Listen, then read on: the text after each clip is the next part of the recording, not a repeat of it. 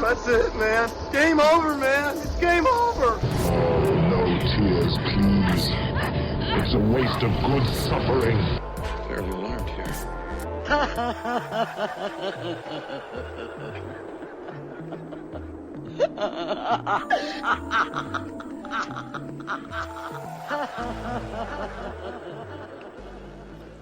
Welcome to Masters of the Nerdiverse Reviews.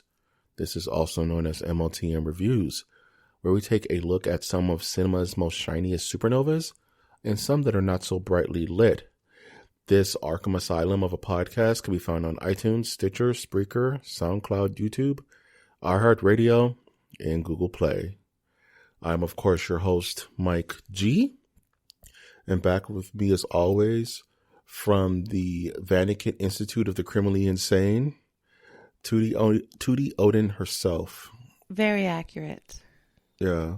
Absolutely 100% accurate. Yeah. And if I'm being honest, I've been waiting a full solid hour to hear your thoughts on this movie because you have been mum since you've watched it, which has been the first time tonight for yourself. Yeah. So as you saw, based upon the title of this review, we're checking out 2019's own Joker, directed by Todd Phillips.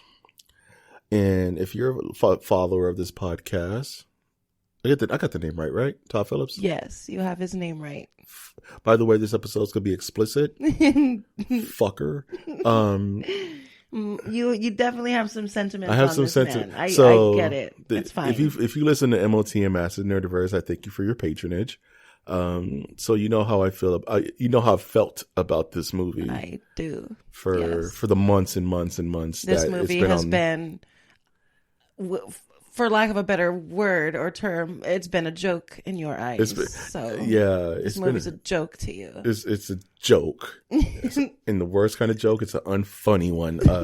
I'm just kidding. This is just me being randomly vitriolic. So yeah, you should see. It's a really dumb thing to say, but it's the truth. I mean, you. I know you've never taken, or you have not taken this film seriously, even when we did the review with the movie of the decade, and it was my number one, and I can tell it you cringed. You cringed so hard. You should see Tootie's eyes like squint with anger. You know that sound that Beatrix Kiddo makes in Kill Bill? Man, we're not here to agree. We're here to review the movie. So here's the thing. We start these reviews with our own kind of, I would say, initial thoughts, like just open field thoughts about the movie. So, Tootie, what were your initial thoughts of the beginning, middle, and end? Not just for the movie itself, but for its fanfare, for all the controversy around it, and where it stands now with like 11 Oscar nominations, like something crazy like that. My God. One, the noms that he's received, or that the movie has received, and the recognition that it's received, I think it's awarded. I think it's earned, especially for Joaquin Phoenix himself. I think he made the movie. I don't know if anybody else could have pulled off the movie the way it was pulled off. It came off really dark, really awful. It was an awful movie. It really was.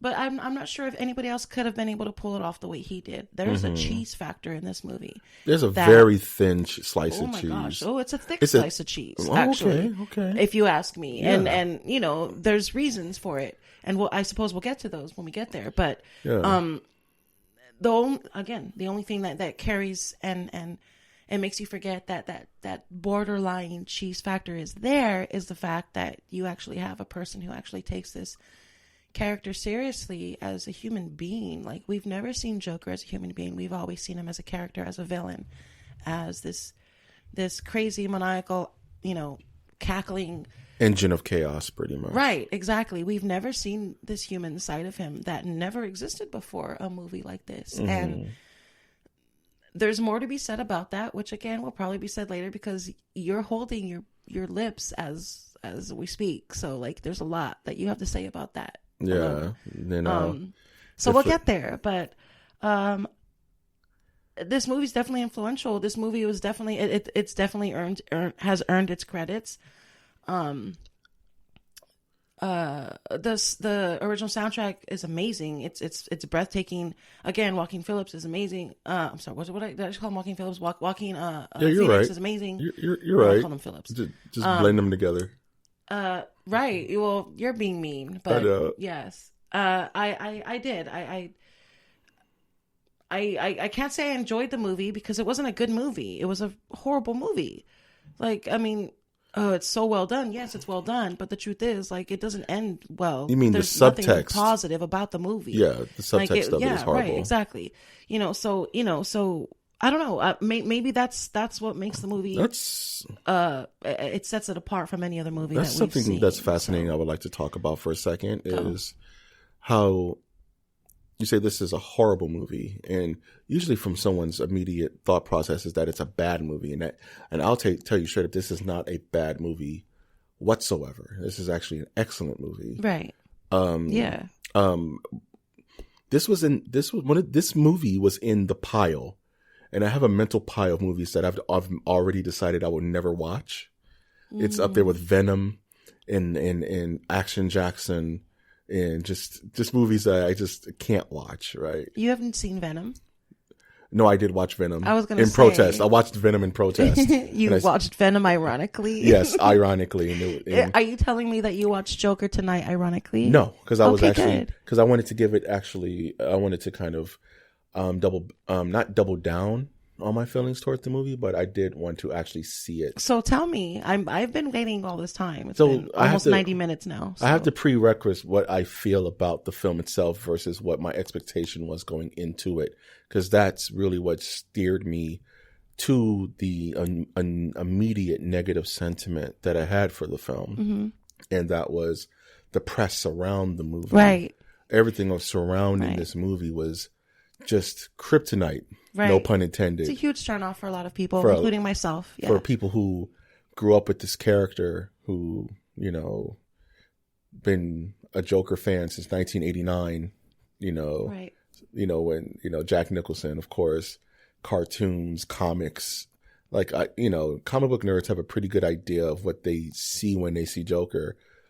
And to be told that none of that is going to be put into place in the direction of this film is both a gift and a curse, because it totally divorces itself from the source material. Yes, and that was brilliantly, Mike. I'm not going to deny it, not brilliantly, but give me brilliantly. But okay, I'm sorry. Go. That's I'm fine. sorry. I'm just saying. Go. Like it completely divorces itself from the source material to the point where even after seeing this movie, you could still call it anything else. You could have called this movie Frank or Jonathan or whatever. You know what? You're right about that. About someone who dresses like a clown. How many films have there been? With the exception of the connections to Bruce Wayne, those connections are paper thin. They are. They are, and that's what I think makes it even. But you know what? A little bit more feathered in brilliance. You know what? It's the subtlety in the Gotham universe. You know what the twist of the knife is on this movie? Oh, I don't like the way you said that. The twist of the knife is that due to Joker's own origin, which he doesn't have one, this film can be canon. And that bothers me the most. Why? Because it's coming from someone who doesn't care about the canon. Bullshit. That's coming from someone. He said himself he tricked Warner Brothers to make this film. Yes. He wanted to make his own film, and he hid it behind the shield of DC Comics and Batman. As far as I know, and if that's really what he did, very dirty. However, that's exactly what Disney did to George Lucas. So that's a whole nother conversation. They gave him $1 billion. But come on. George Super is not happy with that deal. Anyway, for George Lucas, I really doubt it's about the money. But anyway, again, that's a whole nother can of worms. That's an MOTN After Dark right there. I really do think. I want to think. I should put it this way, because I know we kind of all know that Joaquin Phoenix grew up on comic books. It hasn't been hidden. He's never really, he's he's a collector, he's this and that and the other. However, I don't know that much about Todd Phillips and his history with comics. I do know that both of them consciously made a decision to make it a point not to have anything to do with the comics themselves. Which I don't necessarily have a problem with specifically. Now, if they used Warner Brothers as a veil, that's all it is a veil. It's a veil, then. Like I mentioned to you earlier, I said, Mike, yeah. I said, I would get the anger. I said too, and I do understand the anger. Actually. If I made a trailer called Spider-Man, right, under Marvel, and it was about some deranged like pet owner who kept spiders in his room and was slowly descending into madness, I would watch it. It does sound awesome. I'm not going to say it doesn't, but is that false advertising? You're right, Mike. You're right. But I don't. And at the end, and by the end of the film, he puts on a funky little costume. I don't see it as false advertisement. I see it as misdirection, another avenue to the Joker's story, and it's up to the comic book fan, to accept it or not accept it. And here's the thing, and this is how watching this we watched this movie like an hour or so ago. Right. I just saw it for the first time. Right. And I'm still in the afterglow of this movie. I know. I'm stewing in your stew. I'm waiting for you, to tell me. Here's the thing, and this is how I'm rationalizing this film in my head. So, because it's just too damn good for me to just totally dismiss it for my own nerd biases. Is that DC Comics is very big on multiverses. There's every action you make makes a splinter reality where you didn't make that action, right? So in DC Comics, there's notably 52 different universes where it's mirrored. So there's a Wild West Batman. Mm-hmm. There is a Gotham by Gaslight. And yet they're all feasible, right? That's what I'm saying. Yes. So there is, and they used to call these elsewheres, is where it's just it's a story about a character that's divorced from the entire universe, and it just wants to tell its story about that particular character. And the only way I could be happy with this movie is understanding that this is indeed an elsewhere. It's a alternate reality version of the Joker. Let me ask you this. Would you have accepted this movie more if this had started off as a graphic novel of some sort? No, not at all. Because it's not even the movie. It's not even the movie. Like, this movie in a white room is amazing. Like, I'm not going to sit here and tell you this is not. You don't want to associate it with Joker, period. No, it's not. Joker, the character. And the thing is, it's not. I'm totally okay with associating with Joker as an Elseworld, as a alternate reality version of the Joker. My biggest problem is I didn't want to support this film due to the machinations of its director, because Joaquin wasn't saying anything.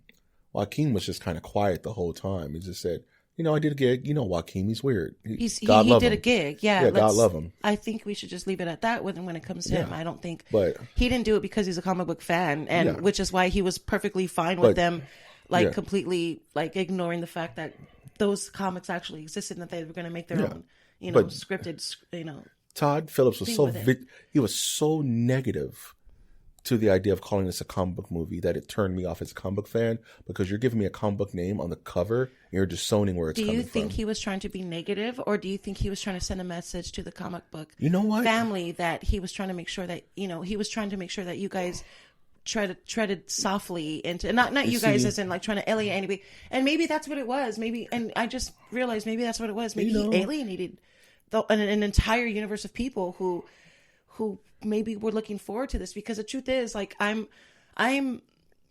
maybe 65% into comics as you are, and the only reason why I am is because 10, 12, 15 years ago you introduced me to them in the first place. Mm-hmm. You've been saturated in comics all your life, so I can't, even at the 12, 15 year mark, I can't say I'm a fan the way you are. I know what I know. I love what I know, but there's a difference between being a comic book fan and being someone who's a fan of comics. So I think it's like the fan. This movie triggers the sweaty fanboy in me, is what it does, because of the way it was brought about and the way that Again, it was like presented do you think to. he was trying to use it as a platform, or do you think he was trying to tread softly into a territory that he's never treaded into before? I have an angel and a devil on my shoulder about this situation. The angel is saying, like going to your sentiment of him saying, "Hey guys, don't expect much out of comic book nerds. Don't expect me to review anything. This is our own thing, Right. Don't expect the Killing Joke. Don't expect these epic Joker stories we can pull from. I'm doing my own thing, and I want you to understand." That's the angel on my shoulder. The devil on my shoulder is telling me, "Hey, I'm going to write whatever the hell I want, and I'm going to put a big DC comic sticker on it, and it's going to make money simply by the name." And what did it do? It made money simply by the name. You think so, though? He doubled back, and he said on Twitter that the Joker would have made $1 billion if it wasn't called the Joker. And that's what set me off all over again about this guy. What does that mean, though? He's saying... Does that mean he would have made more, or he would have made... He's saying this movie would have still made the $1 billion+ if it had no affiliation with Warner Brothers, DC Comics, or the Joker, or Batman. And that's a damn lie. So this was called... This was called Arthur the Sad Clown, and it came out in select theaters. It would still get Oscar nominations, but there's no way this movie would have not. You're right. This movie would have made a fraction of its money. money. You're absolutely if it wasn't for that name. You're right. You're absolutely What happens right. when you pull this up? It just says Joker in big white chalk letters. Right. And anybody with an ancillary understanding of pop culture knows that means Batman. And you're going to get asses in seats no matter what. Exactly. Just like Venom. And the truth is, that's why I wanted to watch, because the second they showed the very first trailer, or the very first trailer that showed Bruce Wayne. It was beautiful. I was in. I was sold. I was like, yes, this is ridiculous. This is ridiculous. And this was before I knew all the politics behind, the Todd Phillips drama. All that said, when it comes to the movie itself, I loved it. I absolutely 100%. I have this movie for 48 hours. I'm probably going to watch it again tonight. Cool. Before I fall asleep to it, because there's a lot to unpack. Yes. With this movie, and it's truly it reminds me of David Cronenberg's The Fly in a weird way, where you get to see, in most horror movies, the accident happens. The slow degradation. The slow degradation. Yeah. I get it. Jeff Goldblum goes into the teleporter pod. Mm-hmm. Oh, something must have messed up. Those numbers don't look right. And after the course of days, he starts to change. And at first, the change is good. And he's getting healthy. Right. And he's getting exercise. He's fit, and he's muscular. Super strong, and he's cut. It's getting and weird. He's like, I don't know. I think that the pods purged me of all my impurities. Wow. Yeah. This is not just a teleporter. It's a cure-all. But then he starts to slowly burn, and he starts getting a little acne here, and things start to fall off, and his voice starts to change. Start to fall off. It's out of control, right? And this movie has a similar burn in a weird way, because Arthur is troubled at the start of this movie. Arthur is he's already kind of at 50%. Right. And this whole movie is from 50% to 100. All the way. All the way. This whole movie, and and every second on the clock just ticks away at that timer. I think we should probably get on talking about the key scenes, or a few key scenes that grabbed you. Aside from the opening scene, which is, Arthur dressed as a typical clown in the middle of Gotham City, holding the spinning sign the way you would see people in the today. trailer, right? It's just the street toughs beat him up. He ends up getting, his ass beat. He gets jumped for no reason. The very first 3 minutes of the movie, he just Gotham is hell, pretty much. You just see.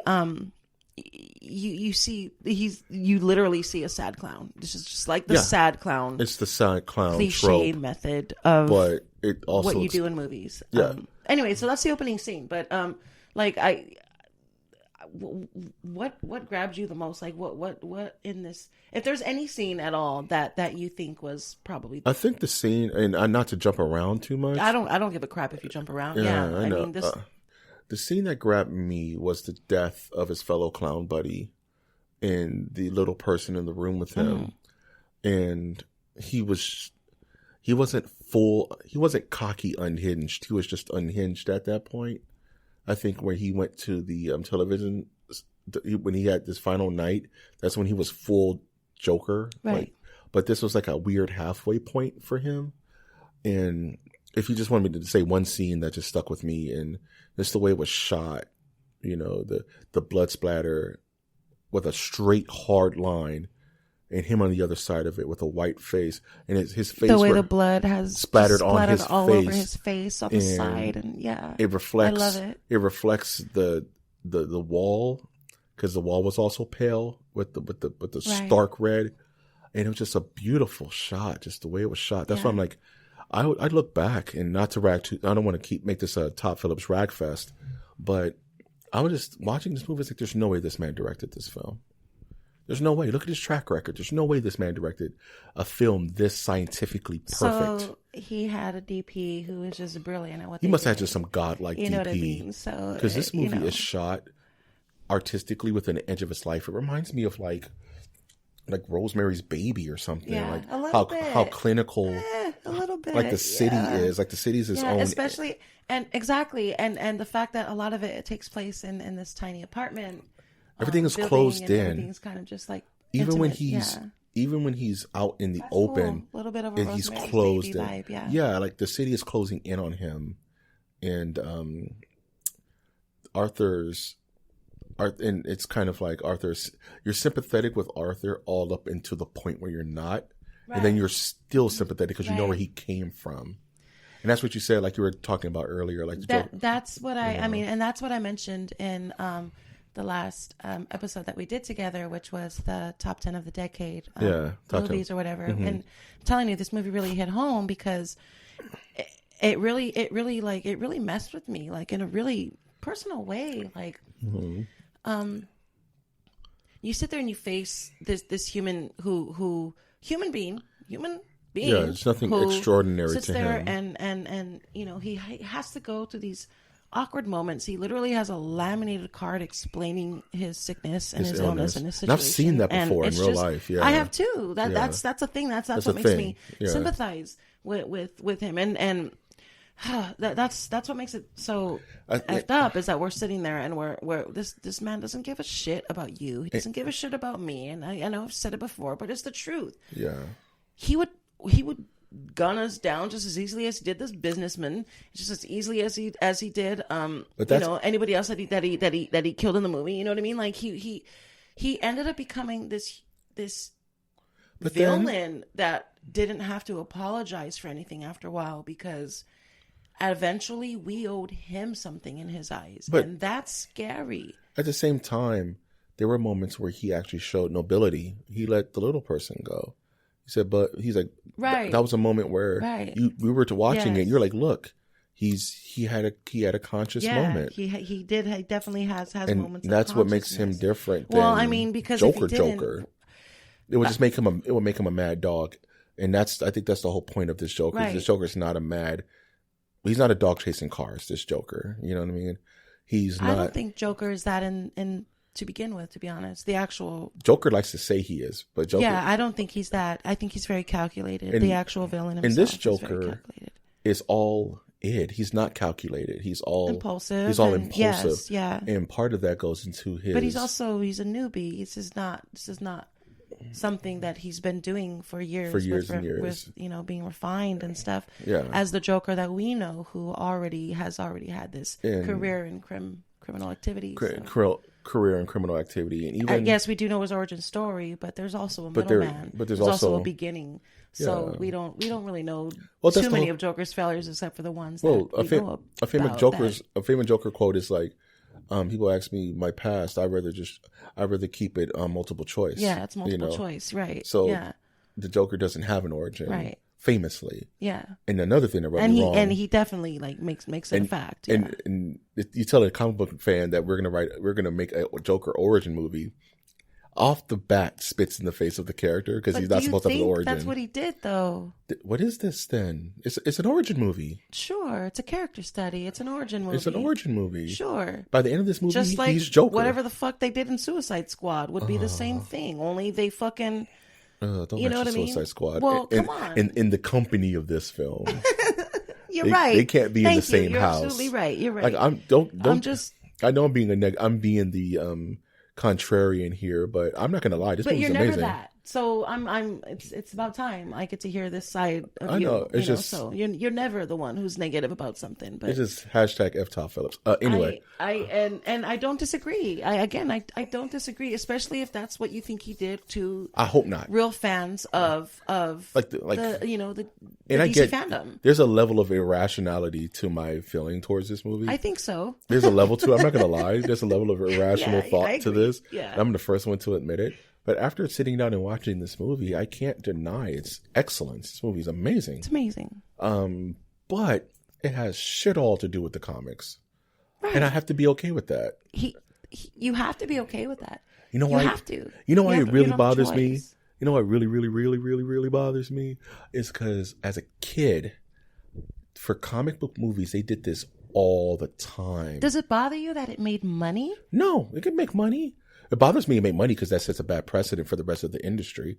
But you would have a movie like The Punisher with Dolph Lundgren have nothing to do with Frank Castle, have nothing to do with The Punisher. You have Steel with Shaquille O'Neal, has nothing to do with Superman, has nothing to do with Jeremy Irons. I forget John Irons. And those are okay though. Those are horrible.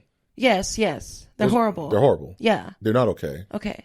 But they were bad movies. So. They were bad movies. Right. But it's the same thing. So what if they were good movies? Then what? That would be weird. Why? So does it really make it that weird and awkward that Joker is very brilliant and yet you still have these sentiments towards it?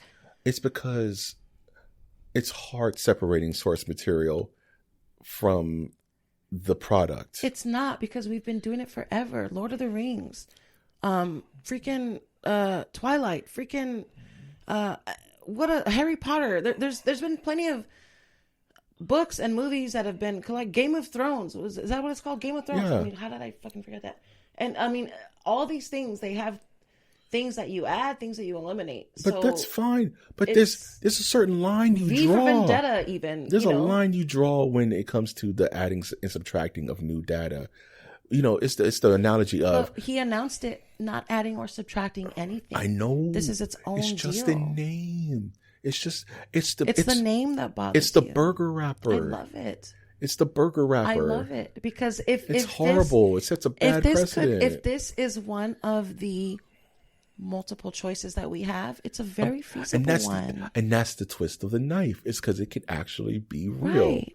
And that bothers the hell out of me because it's a out. It's the easiest out ever that hasn't been done. It's an out. But it's timely. And it's only for this character because of the nature of this character. Right. You couldn't do this with any other character. No, you can't because do this of the with nature of the Sandman character. You can't do Calendar Man.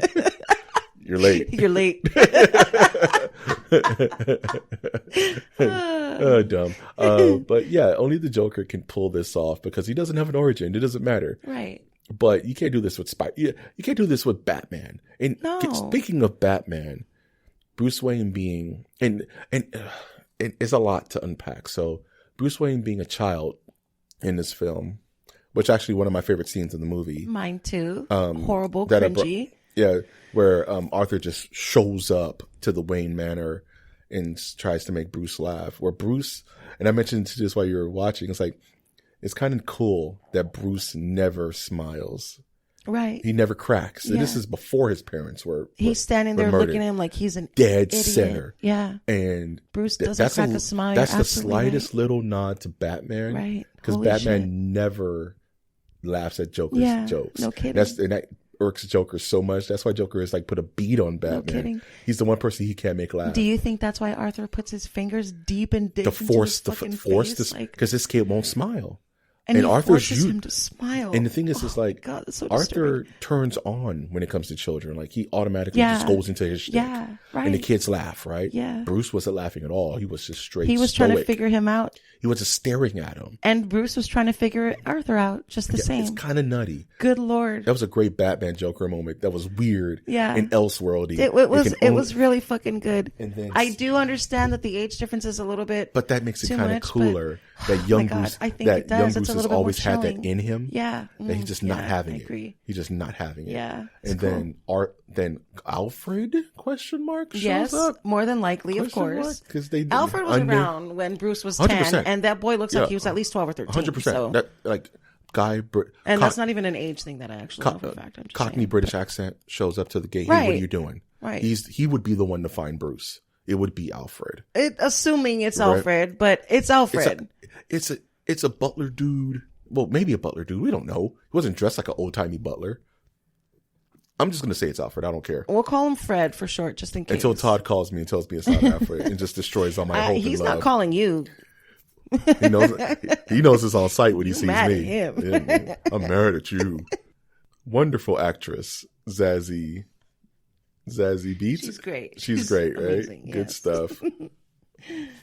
Was in this film. Was she real? Yes. Was she a figment? Because there's an unspoken thing about this movie too, where things happen that don't happen, and you could see him imagining things happening. She's definitely in the movie. Oh, I mean, but is she a figment of his imagination? At the same time, goading yes. him the whole time. Yes, I think so. I think so. I don't. Here. Let me tell you something. There's two scenes in this movie. There's one in the beginning where Arthur is dressed in all white and he's banging his head against the glass of an insane asylum in a cell. And there's a scene at the end where he's dressed all in white and he's talking to his therapist. Now, I think both scenes happen around the same time. Are happening at the same time. And it's just him yes. time and jumping. Everything that happens in between those two scenes, all the shit that's sandwiched is all in his head. Yeah. I mean, come on. I mean, it's not like that's like the biggest theory ever of whatever, but like, I really do feel like those two scenes on a percentage are very wise, much tying into percentage wise. How much of this movie is real? I would real as in like actually movie happened. Real. Like 20%. Happened in the actually happened in the movie. About 20 to 25% of it. 80% of it was in his head. I think so.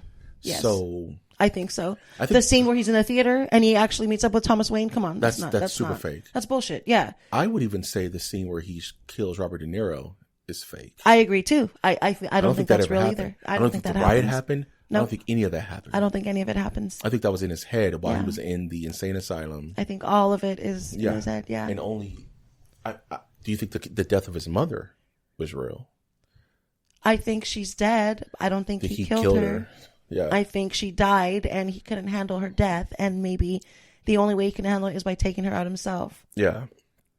Arthur obviously is out of control, and he needs control of some things. And the only way a crazy person or person with mental disabilities can gain control is by gaining the control themselves. Yeah, in factual and kind of factual manufacturing reality, yes. their reality. Yeah. Yeah, and you kind of talk about control and the things that kind of control his sedation, so to speak. All of his control points for his sedation are taken away from him in this movie.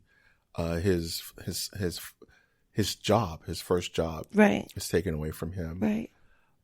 His first 2 or 3 jobs, actually, yep. I think, yeah. Absolutely. Where he brings a gun to the children's hospital, and the gun drops like nonchalantly. He just picks it up and just stops. Like, and he tells the kid, shh. He goes, shh, and the kid does it back. Yeah, you're fired. His therapist, who just could care less. I don't know. Maybe she cared. I don't know. She did seem kind of bummed out that they lost their funding, but even she was just so dry. It was really is she bummed out because I mean she's fired, she's about to get laid off. So I mean, if you ask me, that's why she's bummed out. She doesn't give a shit about Arthur. That's why Arthur doesn't give a shit about her. He's sitting there talking to her, telling her, "You don't get it. You don't get it, do you? Yeah, you don't care. Like you don't give a shit. And he's not wrong. That's what she's giving him. Yep. She doesn't care. Like she doesn't. You know. What I mean? It almost seems like this is the first time he's getting that she doesn't care. No, I didn't get that. You might be right, but I didn't get that from him. I kind of got like he's just been over it, and he's over it. I think like the shift in his personality after the night where he just kind of he first took his first life, if that was real, right?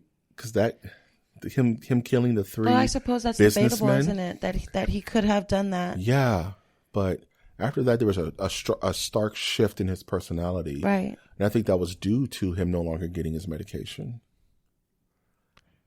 Oh, the second he stops getting his medication, no shit, huh? Shortly after, and he even announces it to his friend. Yeah, he's like, hey, when he walks into his house, when he visits him. Yeah, I've been off my medication. I feel passing, great. Yes. And I mentioned if anyone ever tells you that, you just leave. And he's like, I feel really good, actually. Yeah, no, get out. Yeah, that's a horrible right. And then start. Seconds later, he pretty much pulls out like a fillet knife, tiny blade, a fillet knife. God, where did he get that? Right, that's what makes me think it's not real. You know what? And where did he get that? The stabbings. He basically stabs his friend Randall, and the stabbings are so precise. He stabs him in the neck, and then right in the eyeball. Then he crushes his brain, and then he smashes his head against the wall, and it just comes out of nowhere. Yeah, not one human being in that room is expecting it, and I assume Arthur himself doesn't expect that he's going to do it. It's really intense, a really insane moment. Is it the taste of blood he got from quote unquote killing those three guys? Because he did that. No, I think he's just over shitty people. Because the truth is, this person that he ends up killing happens to be the same person who threw him under the bus, the same person who gave him the gun that got him fired from the Children's Hospital gig. Is a person who ratted him out for having the gun in the first place. So I think Arthur took that and knew that was going to be the anger that was going to stew in him. So while this person, Randall, shows up to his house, hey man, I know your mom died, let's drink. Arthur still knows underneath his breath that you're the one who betrayed me. You're the reason why I'm a loser. You're the reason why I don't have my job anymore. And I think he takes that with him. And it goes back to the subway scene where it feels like a self-defense at first. Of course. It's all everybody's piece of shit. But then it goes further because he chases the guy down. Ooh, and he right. and he hunts him. Yeah. There's a level where he starts hunting this guy. But what more can he do? He's going to get caught if he doesn't. He got caught anyway. Finish the job or whatever the hell. Actually, he never technically got caught. He turned himself in, technically. Arthur did. Right. Yeah, you're right. But yeah, he literally systematically hunts this guy. I forgot about that part. He runs up on him. That's what I'm saying. He literally has his hand on the gun. Just stretched and straight forward. And he empties the clip on the guy. Yeah, he does. And then he has a moment where he snaps back out of it and he just runs. But the chase down is the more disturbing moment of that. Because he didn't have to do that. No, he didn't. It wasn't even a chase down at first. He was hiding. He was hiding. He was waiting for the guy to duck back out so he can get him. Yeah, that's fucking jacked. chilling as a motherfucker. Wrecked. Yeah. You know? No shit. And then that goes back to. Yeah, it's a lot. That scene was a lot to take in. Yeah. Hands down. That was a lot to take in. Let's take a second to talk about his mom and that whole side kind of storyline where his doting, unhealthy mother, who may or may not have been the orchestrator of his pain. You know what I mean? Like how she seems like this unassuming, like stereotypical, my mom is sick, I need to take care of her. This is a baby. Right. This is another strain on my life. Right, a little sweetheart but then type, she starts to unravel a bit as the film goes on. Kind of like, and I'm making this movie reminds me a lot of things. Like this almost reminds me like Audition, where, you know, she's cooped up. She's just cooped up, kind of oblivious. Hidden. Yeah. But she has this undercurrent to her own self that you're not seeing until Arthur starts really reading her notes and seeing the history of why she keeps why she's so doting on Thomas Wayne, why she's so enamored with Thomas Wayne is because she's had a unhealthy, according to Thomas Wayne, mind you, because we don't know what's real, right? At this point, she's had this unhealthy. Why does she still have the letters? Why were they not sent to Thomas Wayne? Why? Or were they, and these are just a new batch of letters? It could be a Shining thing where it's, Jack, all work and no play over 500 reams of paper. Make Homer something. Yeah, make Homer something.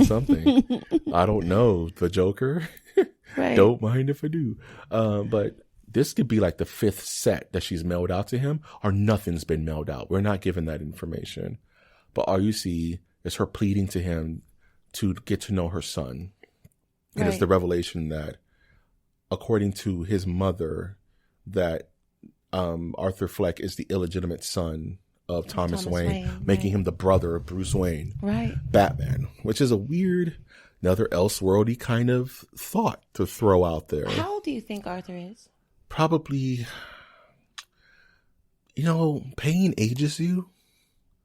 It does. Pain. So does depression, yes. Depression, stress ages you. I'm going to say he's like 32. Maybe, I was going to say like late 30s, mid 40s. Because he's so small, You think too. that old in his 40s? I'm thinking like his 40s. Because all the age in his face. Yeah, well. His eyes are sinking in, you know what I mean? Yeah. His fingers are starting to kind of get they're going to get that. Skeleton thing going, yeah. Yeah, so I'm thinking maybe mid to late 30s, maybe early 40s. Given his mom's age, where she's like 70, 80. Right, okay. You know what I'm saying? All right. And like we were mentioning earlier, the opera scene, or the Charlie Chaplin scene, where they go to the theater and he confronts Thomas Wayne, who pretty much acts like a complete asshole, which I think it's neat too, because I hate comics that always depict the Waynes as these pristine guardians of Gotham that were slain indiscriminately. And I like the idea that the Waynes were actually closet assholes. And there's even some storylines where the Waynes were actually in bed with the Carmine Falcone mafia. Oh, wow. Yeah. Yeah. So it kind of, and it was a mafia hit, and Bruce was too young to understand it. Shit. It's a pretty interesting storyline with that. So it's kind of neat, but you're gonna have to show me that one. Yeah, it's kind of neat. Yeah, that's. And Bruce cool. got all. I knew it though. I knew there had to be something. Yeah, there had to be something. No, I knew he was. Joe Chill was an assassin, something like that. Beautiful. But, oh my god. But yeah, Arthur goes in, has the most real moment he has in the film, where he just breaks down like, I don't want your money, I just want some kind of warmth or something, Dad.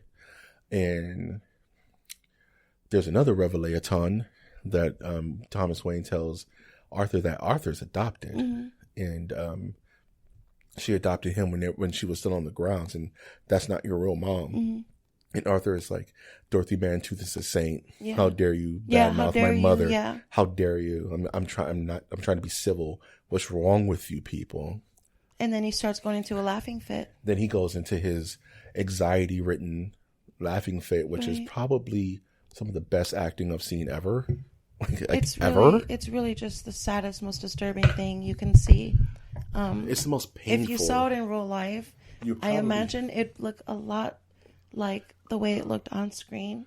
And like, can you imagine it's the being most like awkward, most painful thing you can ever see? Can you imagine being like a grip on that set and having to watch Hakeem like that might jack you up. Like there's scenes. There's a scene in the he steals a document from Arkham about his mom because he needed to know the truth. Mm-hmm, right. And he decks he steals down her entire. He steals her file. Yeah. He steals her rap sheet, and he goes into the stairway and starts reading it on the spot.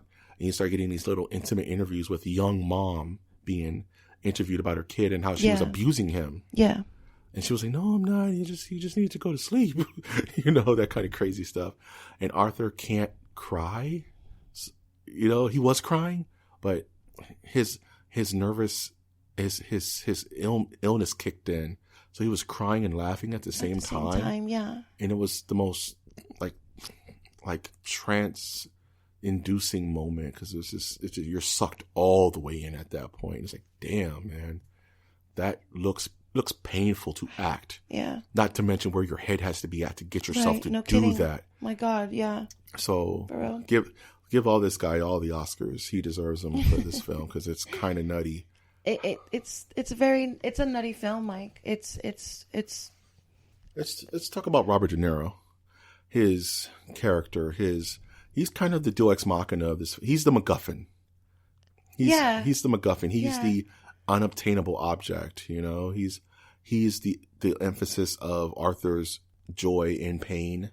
He's kind of the author of it, even though he's done nothing. He's the focus that Arthur has put on himself. Right. He's the reflection. He's the unattainable goal. He's the unattainable goal. For some strange reason. Because Arthur wants to be a comedian. Right. But then we find out. It's not even, it's an unhealthy goal. You know, the moment this movie sold me and I stopped being a salty fanboy and it was actually just sucked into it is the scene where he goes to the amateur hour to do a stand-up and he can't even talk. Yeah. Because he's so nervous. He just starts laughing and he just goes into his tit. And it's so sad because it's just dead quiet. And that's the moment where I'm thinking, like, he will never be able to obtain his goal. Ever, just based on his illness. Right. He will never be able to be a comedian. Because of his illness. He could barely function in society. He could barely function in society on a stage full of people. He just cracks and starts laughing. And he's trying to talk his way through his jokes, which are bad, of course. But it's like... they're bad because they're so innocent and he's so naive. He's so naive. He's so like, it's heartbreaking. It really is. That's the part that kind of grabbed me. Like, this dude is not ever going to get what he wants. And that's tough. And then, go to the climax, segue that to the climax of the film where he's telling the Robert De Niro character his new set of jokes. Knock, knock. Who's there? It's the ambulance your kid was hit by a stray car and he's dead. Everybody's like, what? Yeah, and that's not even a fucking joke. But that's his new view on it's a joke to him because he's realized that life is a comedy and not a tragedy. So that's his God. Yeah. You know what I'm saying? That's funny to him. And it's insane because those jokes have been made before. Yeah, like in real life. And it's like, wait, why is that funny? And guy walks into a bar, ouch. Right? Well, that one's hilarious. I created that joke. I love a guy walks into a bar. Ouch. I made that up. No, you did not. I did. Chill out, Carlos Mencia. Circa 1995. I was the young one.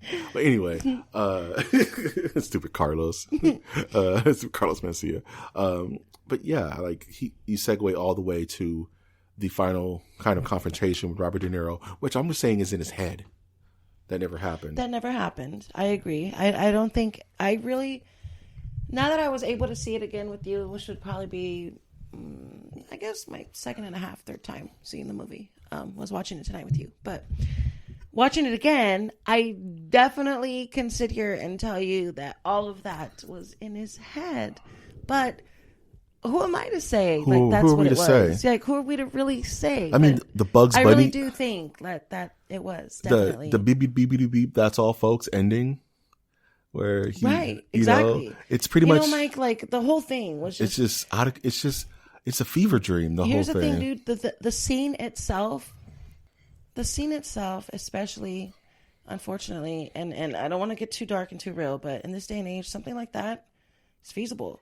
I mean, it's happening. Watching live executions. Live executions are happening. So remember when we were at your house and we saw the Nick Berg? Yes. We saw the beheading of Nick Berg. Yes. Of Nick Berg. Yes. Like, on your PC. I remember. And it was real, and we were like, and the only reason why I was able to bring it up immediately is because it traumatized me. Yeah. And I would never forget. Have nightmares of it today. I think it was me, you, and your sister. We're watching it, and it was because it was such a big news story. It was everywhere. It was uncensored. It was uncensored. It's out of control. And they took it out eventually. Immediately. Yeah. But we were able to find it on an afternoon. It was just So I mean, it's just this could happen. I mean, this nature of attack, the riots in the streets may be a little dramatic, but then again, look at the Rodney King riots, Right. I mean, the some of its parts, are possible. The live assassination of Robert De Niro's character, who's Murray Franklin, I think is his name in the movie. I think the assassination of that character, wasn't real. But if it was, I think the thing that makes it the most disturbing is that it's feasible. It's something that can happen. We could have seen done in 1981, or whatever year it was supposed to be, and I think it was supposed to be early 80s. It's something unfortunate that we can even darker can see today, and you know what got me about that scene? It wasn't necessarily the shooting, because the shooting of Murray Franklin, or Franklin Murray, I don't know, it's whatever it is. Yeah. That character's assassination was cinematic. It was just movie shit. It was the screams afterward. Yeah. That jacked you up? Jacked me the up. The quiet screams? No, the screams of the people after the shooting. No, there was no music to it. It was just them. It was just the studio audience. There was Arthur Fleck sitting there, smiling. Just sitting there, agitated for the next 6 to 10 seconds, his knees twitching back and forth, sitting there, not knowing what to do, not knowing whether to move, not knowing whether to do, to leave, run, shoot him again, sit there. He ends up just sitting there like he does. He just makes a decision to just sit there with his knees twitching back and forth. And then eventually, yes, he takes a deep breath and he smiles. Yeah. And then he pumps another clip into him. He pumps another shot into him. He ends up standing up. Then he has the most Joker move in the movie. Shooting again. Joker moment of the movie where he goes and grabs the camera and starts laughing into it. Yeah. Before they tackle him and apprehend him. 1980s, mind you. This takes place in 1981. Right. This isn't now. This is supposed to be in the 1980s. So can you imagine watching Small Wonder or Jeopardy or something, that, we used to watch back then that was just all of a sudden taken over. Johnny Carson. I mean, that's who he was, right? Yeah, he was supposed to be like the Johnny Carson show. Yeah. So, I mean. It's kind of nutty, it's man. Just. That was a very disturbing, insane scene. And there's plenty of others like it or similar to it, I suppose, in the film. But that one was just yikes. Now, we've both said our piece about this film. Mostly bad on my part, but then some good things, I will admit. Mostly good on your part, but then some bad things, you'll admit. In a nutshell, what would you rate this movie? From 0 flex to 5. How many flex would you give this movie? 0 to 5. Only 5? Wow. I'm probably going to have to give the movie. I'm going to give the movie a solid high 4. I don't find any flaws in the film itself. If I'm being honest, there's maybe a couple of tiny indiscrepancies that, if I want to be a total nerd about it, which I suppose I could on a podcast like this, I could, but I don't see a point when I'm mainly here to celebrate cinema and celebrate the brilliance in the movie that's been made, and exactly indiscriminately. And this has definitely been one of those films, and I appreciate that I get the time to bring maybe not so different, because again, not so different. We're friends, so there's a lot of things we have in common, but at least I appreciate that I get to bring maybe a different vibe, opinion to 100%. This universe. This cinematic. But yeah, I would say a solid 4 for me. You'll be surprised with all my anger towards this movie and all my anger towards its origins and all that stuff. It's no guesswork. It's a 5 for me. Are you kidding me? Yeah, it's a damn perfect movie. Are you fucking kidding me? You've never given anything a 5 ever. It's perfect. It's fucking because perfect. Its imperfections feed its perfections because of the nature of the character. It's the things that don't make sense because it's what do they call it? The faulty narrator. I think it's right. Okay. You know what I mean? Okay. So everything is seen through Fleck's vision, through his cone of reality, right? And it's twisted because he's twisted. Things don't add up because he doesn't add up. Okay. So any mistakes this movie has could be attributed to the You're absolutely nature right about that. of right. the narrator. Right. You're right. You know what I mean? So it cleans itself up. That's why I'm saying there's no way Todd Phillips directed this, because this is like Goodfellas level good. So was there a ghost director for this film? I'm not going to say that because that's just flat out slander, and I don't want the Nerdiverse coming at me.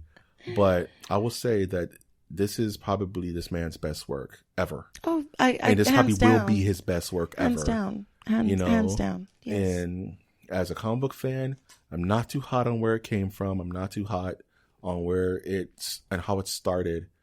But like you said, this is a movie review podcast, and this is not just about comic books. This is about film and about the celebration of film the shiniest supernovas, and this is films a red dwarf. It's pretty much it's it sucked me in the second I let it the second I let it suck me in. I was just in. I love it. And I'm so happy. And I didn't pull out to the very end. That sounds horrible. Anyway, that's what she said. That's what she said. That's what he said, rather.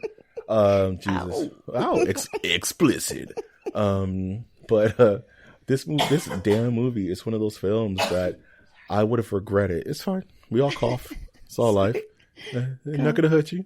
Not gonna hurt you. Not gonna hurt you. Not gonna hurt you. Sorry. No, it's just one of this damn movie. I would have regretted if I never saw it. I would have seriously regretted if I let my comic book nerd ego keep me from seeing this movie, because in a white room, this is the best Elseworld DC Comics movie, next to like Road to Perdition. That's beautiful. I'm so happy that you said that, and I'm so happy that you said it that way. Yeah, I really am. 100%. And I can't believe you just mentioned Road to Perdition. Yes, if people don't know. Like, that's people a comic don't book movie. know. I That's a can't comic book believe movie. you just mentioned Road to Perdition. It's one of the best. You are so amazing. Oh my god, the best comic book movies of all time. It is, and nobody knows that. Why does nobody know that? Because it's underplayed. Yes, Road to Perdition is one of my. It's actually one of my favorite. I'm kind of fitting this movie in my brain where that lives. I can't believe you know what I'm saying? That. Where it's we didn't even discuss this, and I can't believe it just blew my mind right now. I don't know how you do that. I don't know how you do that, you asshole. Oh my god! I'm just don't saying, do that. if I can put this on the same shelf as that, that's beautiful. I'm so happy you did that, because Road to Perdition is an underappreciated super movie. Underappreciated movie in general. Underappreciated in general. Not yes. just to mention, it's a comic. It's a comic book movie. Yes, in its origins.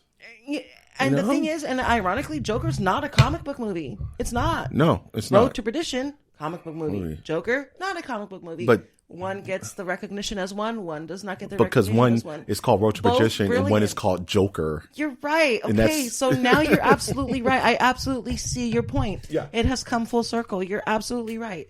I really hope that's not what happened. But I wouldn't be surprised. It's Hollywood. It's marketing. But you know what I mean? Like, I get it. I know. I know you get it, and I just. But do you see? And I get it. I get it. Like, you see where I'm coming from now, I right? do. I get it. Yeah. And that was my You're whole point. absolutely right. Think of those two movies. You're right. Right. You. How much do you think Road to Perdition made in the box office? Oh gosh, I couldn't even tell you, because I know for a fact I didn't see it in the theater. Okay. Oh wait, did I see it in the theater? I may have. I think I may have seen Road to Perdition in the theater. Road to Perdition is a bad movie, right? A bad name. Bad name. Like I just said, Road to Perdition is a 5 out of 5 for me. It's not Joker. But okay. Let's put it that way. It's not called Joker. That's what I'm saying. Like, you mix some things around, right? Yeah. Road to Perdition can become Dick Tracy so fast. Road to Perdition can become The Shadow so fast. And then it excuse me. And then it makes you wonder why it kind of was not. Because I think it was because of its sort. They honored the source material, named it after. I think it was named after the actual book, Road to Perdition. Oh yeah. Okay. So that's kind of where my head was at with this film, and where it lives now. And that's why I give it a 5 out of 5. I don't even think I've given anything a 5 out of 5. I think maybe once before. Maybe once before. Yeah, but that's very. This film, it doesn't even have a 5 out of 5 for me, and that's only because I never even thought about like the inconsistencies being part of Arthur's feeding the consistencies narration. So it's a snake eating its own tail in a perfect little symmetry. Yeah. Oh man, it really is. It's a brilliant movie, and I think I've been like writing you about it like for like months now, because I've been coy because I needed to see it, because I would have went to my grave calling Todd Phillips a hack and this movie was a cash grab, and I would have kept those feelings. But now after watching the movie, I'm not gonna lie, they're still there. I'm not, especially with him coming out now saying anyway, I'm not going to go back too deep into that. It just upset me more. But I will say that outside of the director working against himself, outside of the controversy working against this film, it overcame. People went to go see this. It made $1 billion. And now I see why, because this movie is... So I have a question before we wrap it up, because I feel like we're wrapping. Yeah, we're ramping down. So if all of this if all of this was actually in Arthur's head, as we have been discussing in theory, Yeah. did Thomas Wayne, did the Wayne family actually lose what they lost when they lost? Did Joe Chill That is the actually biggest question. kill them? Did that really happen? In theory, if the riot was in Arthur's head, then the death of the Waynes was also in Arthur's head. It would have to be, right? Because of his vendetta against Thomas Wayne. It's all a big joke, right? When Joker was telling his final joke, what did he see? He saw Bruce standing with his dead parents. Right. And then he said, no. Yes. And then that he was said, one of the final flashbacks. that was the yes. final flashbacks of the film, where he was saying, I'm thinking of a joke in my head. And she was like, what joke? And then it shined to something he would have never been able to see. He wouldn't have saw the Waynes No way. die. He didn't know. Right? He was all across the Yeah, town. he would have never known. There's no way he would have known that the Waynes died. Then you're Unless right. it was on the news or something. But he wouldn't have had that intimate shot of way. Bruce standing there with the... So it makes that alone Unless makes me he was think... under the clown mask. So that alone makes me think that even Batman Was he is under a the clown figment... mask? Who? Joe Chill? Yeah, Arthur. Arthur was wearing his makeup, but he wasn't wearing a clown mask. He was wearing a clown mask at one point. Then he took it off. I think at the He that, did. That He took final it off scene, and he threw it away, I think, or something he like threw it that. away in the subway. But that was a scene earlier. His makeup got smashed up because he got hit by the car, and then he used his blood to redo his smile. That's where that scene left off, and everybody else was wearing masks, Okay. including Joe Chill. Yes. So You know. then the excuse me. So the Joe Chill scene happened after the Arthur on top of the cop car scene. No, that happened at the same time. They were happening at the same time. Remember we were watching it and it showed Zorro the Gay Blade, and I was like, "Ooh, the Waynes are about to die." Yes. And you were like, "Yeah, I know," but I was like, "No, that's a dead giveaway. Yeah. That's the film that they see before they die. It's always Zorro, which is why Batman wore black, but because he was inspired by Zorro. But in theory, then Batman is a figment of Arthur's imagination. In theory, Which would make this movie absolutely obsolete to the DC world. which is why it's an Elseworld, Which is okay. which is fine. Okay then. Because there's a million realities where Joker is a woman. There's realities where Joker. There's a really cool. That's hot. No, it's a really cool story where, except for the Waynes dying, Bruce dies that night. Joe Chill kills Bruce. Oh shit! And Holy balls! The moment makes Martha go insane, and she becomes the Joker, and Thomas becomes Batman. Holy shit! Okay. Yeah, it's called Flashpoint, where Thomas Wayne is actually Batman, and Martha Wayne is that universe's Joker because she lost her mind when her kid was killed, and she just saw it. I love and it. She snapped. I love Gotta it. read it. It's amazing. You're gonna have to probably show you that. get me in on that one. Yeah, but anywho, that's amazing. That's mother shit. I like that shit. Yeah, So she was anyway, crazy scene. But you that have being any like tidbits, info, anything? that's it. You kind of drained me. Yeah. This movie's drained. This movie is emotionally draining. It was great. It was a great movie. He lost 52 pounds for this movie, by the way. 52 pounds. She wrote it He down. lost 52 pounds. I wish I could lose 52 pounds. Nervous. That's amazing. Just for the And the role. truth is, I think I actually heard that him losing that amount of weight so fast fucked with him mentally. Yeah. So, I mean, I assume that a lot of, like, there's a theory, right? Another theory. So we talk about, there's another one going around that anybody who plays this character takes a little bit of, it takes a toll. Curse. It takes a toll on you. It takes a little bit of your sanity with you, which is just insane to me, which is just, that's interesting to have to be heavily into somebody who's that dark. Like, the thing I think that takes that toll on people is nobody's supposed to be that way. Because it's so not. When you're a normal human being and you're playing something like that, I bet it does take a lot out of you. As larger than life than Batman is, the Joker is just as larger than life. Because he's such a separation of reality. I think Joker is much bigger as in a life character. than Batman. He's always such a separation. In one way, shape, or form, the Joker has always been a step ahead of Batman, and yet 2 steps behind at the same time. Somehow, I love this character. Joker's the shit. He's. aside from this movie, he's a great character. He's This- probably one of my favorite This movie's the shit. And characters of anything, of pop culture, of culture in general. And So this movie's made a believer out of me. same. 5 out of 5. Yay. Where can we find you, Tootie? You can find me at Tootie O, my hero. That's at Tootie O, my hero on Snapchat, Instagram, Twitter. I'm there. I'm here. I'm everywhere. Working on some things, working on some stuff and things, choral. And yeah, that's it. I'm really happy that I was able to do this with you today. We're instituting the Tootie Everywhere system. Everywhere. Where we She's get everywhere. Where we get actors to just be around Postmates LA. me. Postmates Tootie. Cameo me She needs the substance, Doug. and DoorDash She will give her I Uber will- Eats. dash to your door. She'll dash at you and give you jokes, and then leave quickly. I will roast you. She will roast you. And I then, will roast you. and then leave as quickly as she came. Bye. Bye. And if you want more of this beautiful content, beautiful baby. That's a stupid Brad Dwarf. You ever seen Alien Resurrection? Yeah. Remember when the stupid weird baby newborn alien bites Brad Dourif's brain like an apple? You're talking about the TV show Alien Resurrection? No, the movie. No. Written by Joss Whedon of Avengers fame. No, but I know.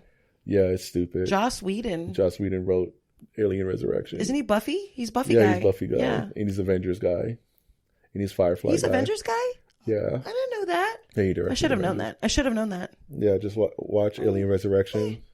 Because Ripley plays basketball with Ron Perlman. Am I not thinking about Alien Resurrection? What's the show where the aliens had big ass heads, but they had like bald spots? Like, Oh, you're talking about Alien Nation. oh my god, that show was so amazing. Yeah, Alien Nation was dope. Yeah, Alien Nation was the shit. Reboot Alien Nation. If you want to send us Alien Nation merch, you can send that to our Patreon at patreon.com/MOTN, where if you give us money, we'll feed it into the internet and make our podcast strong. But if you wanted to support us non-monetarily, you can always like our content. You can always subscribe to our channels.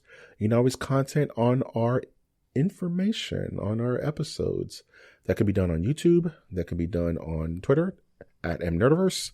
Follow us and help us get to 2,000 followers before the end of the decade. It just started, I know, but we're optimistic. Once again, I would like to thank Tootie for joining me on this episode.